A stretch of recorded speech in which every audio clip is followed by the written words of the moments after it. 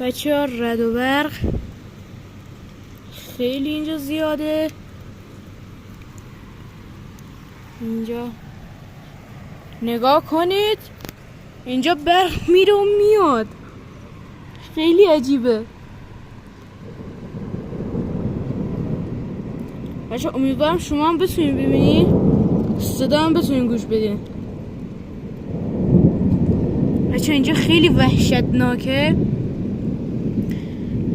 یه چالش هم داریم، اگه حدس بزنید من در چه شهری زندگی میکنم و الان کجاست که اینطوری داره رد و برق میزنه، که الان فکرم قطع شد و یه رد و برق بسیار زیبا.